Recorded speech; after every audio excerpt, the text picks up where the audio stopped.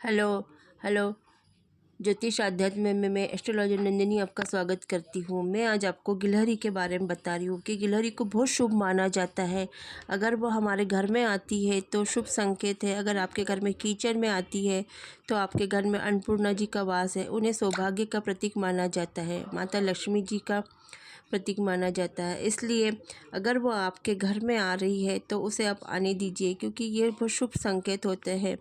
जिसके घर में बच्चे नहीं होते और अगर वो आपके घर में एकदम से आ जाती है तो समझिए आपके घर में नए मेहमान की आने का आगमन हो रहा है। और अगर आपको बार बार एक ही गिलहरी दिख रही है तो आपके घर में लक्ष्मी जी के आने का योगदान बन रहा है। इसी के बारे में एक कथा है कि राम सेतु बांध जब बन रहा था सीता जी की खोज में, तो उसने रामचंद्र जी की बहुत मदद की थी। रामायण से जुड़ी एक कथा है जो लोगों को बहुत ही कम सुनी और पढ़ी होंगी। राम सेतु जब निर्माण हो रहा था तो वानर सेना के योगदान के साथ गिलहरी ने भी उनको योगदान दिया था। आज हम आपको इसी की एक कहानी बता रहे हैं।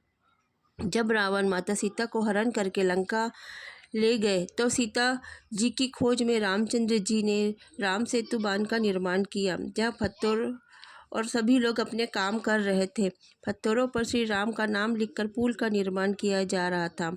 हिंदू ग्रंथ में रामायण का अहम हिस्सा राम सेतु निर्माण माना गया है।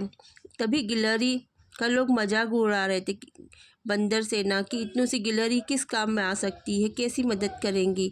राम सेतु निर्माण के लिए पूरी वानर सेना पत्थर इकट्ठा कर रही, तब एक छोटी सी गिलहरी अपने मुंह में पत्थर दबाकर रख रही थी।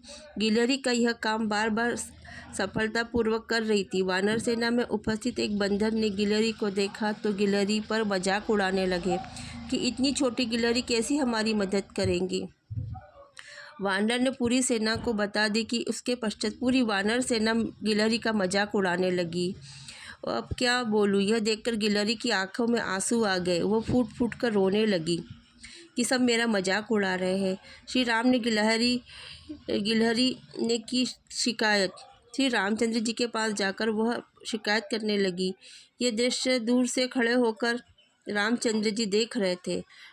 परेशान गिलहरी के पास जाकर राम जी ने उनकी शिकायत सुनी। तब श्री रामचंद्र ने पूरी सेना को गिलहरी के योगदान के बारे में बताया। गिलहरी द्वारा फेंके गए कंकड़ ने दो शिला खंडों के बीच संबंधक रूप में कार्य किया।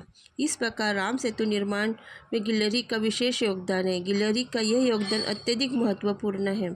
वानर सेना की तरह गिलहरी का भी योगदान मूल्यवान है, और तभी उन्होंने गिलहरी पर अपने पंजों के निशान भी आपको दिखाई देते हैं।